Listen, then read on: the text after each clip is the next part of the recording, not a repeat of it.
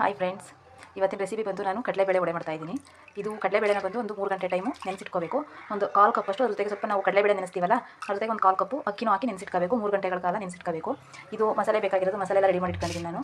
3 ಬೆಳ್ಳುಳ್ಳಿ ಮತ್ತು ಶುಂಠಿ, ಇಷ್ಟು ಶುಂಠಿ ಬೇಕು. ನಾನು ಹಾಕಿರೋದು 1 ಗ್ಲಾಸಷ್ಟು ಕಡಲೆಬೇಳೆ ಹಾಕಿದ್ದೀನಿ. ಅದಕ್ಕೆ ಇಷ್ಟು ಐಟಮ್ ಬೇಕಾಗುತ್ತೆ. ನೀವು ಜಾಸ್ತಿ ಹಾಕೊಂಡ್ರೆ ಸ್ವಲ್ಪ ಮಸಾಲೆ ಜಾಸ್ತಿ ಹಾಕಬೇಕಾಗುತ್ತೆ. ಮತ್ತು ಒಣಮೆಣಸಿನಕಾಯಿ, ಒಂದು 10 ಒಣಮೆಣಸಿನಕಾಯಿ, 2 ಹಸಿಮೆಣಸಿನಕಾಯಿ ಕೂಡ ಹಾಕಿದ್ದೀನಿ ನಾನು. ಮತ್ತು ಸ್ವಲ್ಪ ಜೀರಿಗೆ ಫ್ಲೇವರ್ಗೋಸ್ಕರ.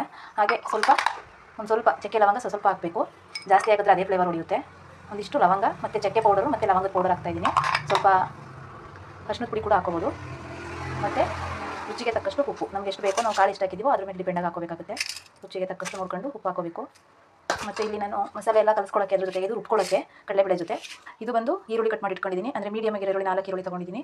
ಇದು ನುಗ್ಗೆ ಸೊಪ್ಪು ಹಾಕಿದ್ದೀನಿ. ನುಗ್ಗೆ ಸೊಪ್ಪು ಹಾಕಿದ್ರೆ ಚೆನ್ನಾಗಿರುತ್ತೆ.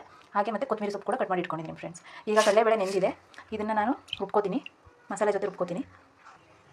ನೋಡಿ ಫ್ರೆಂಡ್ಸ್, ಫಸ್ಟು ಈ ಮಸಾಲೆ ಇರುತ್ತಲ್ಲ, ಇದನ್ನು ಫಸ್ಟು ರುಬ್ಕೊಬಿಡ್ಬೇಕು. ಸಪ್ರೇಟು ಒಂದು ಚಿಕ್ಕ ಜಾರ್ಗೆ ಹಾಕ್ಬಿಟ್ಟು ಈ ಥರ ಸ್ವಲ್ಪ ನೀರು ಜಾಸ್ತಿ ಹಾಕೋಬಾರ್ದು, ಸ್ವಲ್ಪ ನೀರು ಹಾಕ್ಕೊಂಡು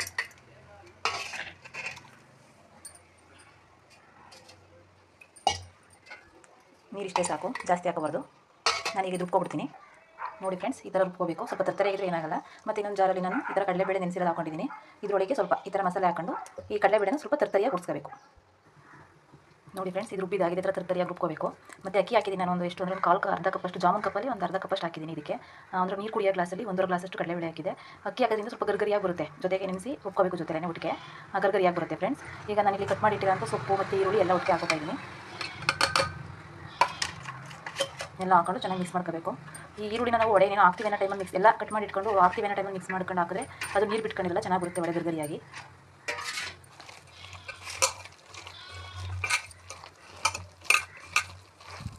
ಜಾಸ್ತಿ ನುಣ್ಣಗೆ ರುಬ್ಕೊಬಿಟ್ರೆ ಒಂಥರ ಗರ್ಗರಿ ಕ್ರಿಸ್ಪಿಯಾಗಿ ಬರಲ್ಲ, ಮೆತ್ತೆ ಥರ ಇರುತ್ತೆ. ಅದಕ್ಕೆ ಸ್ವಲ್ಪ ತರ್ತರಿಯಾಗಿ ರುಬ್ಕೋಬೇಕು. ನೋಡಿ ಫ್ರೆಂಡ್ಸ್, ಕಲಸಿದಾಗಿದೆ. ಮತ್ತು ಈಗ ಎಣ್ಣೆ ಕಾದಿದೆ. ಈ ಥರ ಸ್ವಲ್ಪ ಒಂದು ಕಪ್ಪಲ್ಲಿ ನೀರು ಇಟ್ಕೊಂಡು, ಬಟ್ ಇದು ರುಬ್ಕೊಳ್ಳುವಾಗ ನೀರು ಹಾಕಬಾರ್ದು. ಕಡಲೆಬೇಳೆ ರುಬ್ಕೊಳ್ಳುವಾಗ ನೀರು ಹಾಕಬಾರ್ದು. ಮಸಾಲೆ ಮಾತ್ರ ಸ್ವಲ್ಪ ಹಾಕೊಂಡಿರಬೇಕು. ಈ ಥರ ಗಟ್ಟಿಯಾಗಿರಬೇಕು ಇಟ್ಟು.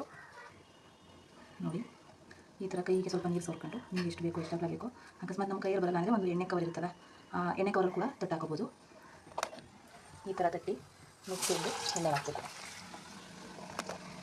ಒಂದು ಇಟ್ಕೊತಿದ್ದೀನಿ. ಕಾಫಿ ಟೈಮಲ್ಲೆಲ್ಲ ಚೆನ್ನಾಗಿರುತ್ತೆ. ಸಂಜೆ ಕಾಫಿ ಟೈಮಲ್ಲಿ ಟೀ ಕುಡಿಯುವಾಗೆಲ್ಲ ನಿಮ್ಗೆ ಬೇಕು. ಇನ್ನೊಂದು ಸಾರಿ ಯಾರು ಇಟ್ಟು ನಿಂತ್ಕೊತಾರೆ ಫ್ರಿಜ್ಜಲ್ಲಿ ಇಟ್ಬಿಟ್ಟು ಮತ್ತೆ ಇನ್ನೊಂದು ನೆಕ್ಸ್ಟ್ ಡೇಗೆ ಹಾಕೋಬೋದು ನೀವು. ನೋಡಿ ಫ್ರೆಂಡ್ಸ್, ಎಣ್ಣೆಗೆ ಹಾಕ್ತೀನಿ. ಬೇಯ್ತಾ ಇದೆ. 2 ಸೈಡು ಚೆನ್ನಾಗಿ ಬೇಯಿಸಬೇಕು. ಸ್ವಲ್ಪ ಬ್ರೌನಿಶ್ ಆಗಬೇಕು. ಅದು ಇಲ್ಲದೆ ಹೊಡೆದ್ರೆ ಒಂಥರ ಒಳಗಡೆ ಹಿಟ್ಟು ಥರ ಇರುತ್ತೆ. ಜಾಸ್ತಿ ಮಂದಕ್ಕೂ ಹಾಕ್ಬಾರ್ದು. ಸ್ವಲ್ಪ ಸಿಲ್ವಾಗಿ ಸೆಟ್ ಹಾಕಿದ್ರೆ ಚೆನ್ನಾಗಿರುತ್ತೆ ಗರಿಯಾಗಿ. ಉರಿ ಒಂದು ಮೀಡಿಯಮ್ ಫ್ಲೇಮಲ್ಲಿ ಹಾಕೊಂಡು ನೀಟಾಗಿ ಬೇಯಿಸ್ಕೋಬೇಕು. ನೋಡಿ ಫ್ರೆಂಡ್ಸ್, ವಡೆ ರೆಡಿಯಾಗಿದೆ. ನೀಟಾಗಿ 2 ಕಡೆನೂ ಬೇಯಿಸ್ಕೋಬೇಕು. ಬಿಸಿಯಾಗಿ ಟೀ ಕಾಫಿ ಜೊತೆ ತಿನ್ನೋಕ್ಕೆ ರೆಡಿಯಾಗಿ ಚೆನ್ನಾಗಿರುತ್ತೆ. ನಿಮ್ಗೆ ಇಷ್ಟ ಆದರೆ ಲೈಕ್ ಮಾಡಿ, ಶೇರ್ ಮಾಡಿ ಫ್ರೆಂಡ್ಸ್. Thank you.